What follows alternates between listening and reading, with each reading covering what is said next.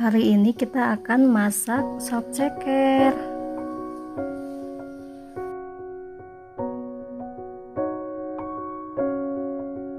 Kita tumis bumbu. Ini bumbunya ada bawang merah, bawang putih, sama merica ya. Kita masukkan bumbu yang sudah digoreng tadi ya. Ini air buat bikin kaldunya.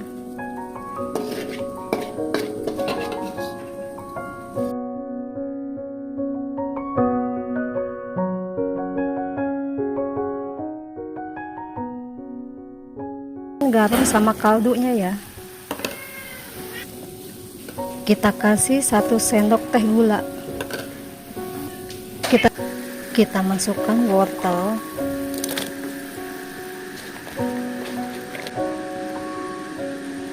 Masukkan juga daun bawang sama daun seledri ya.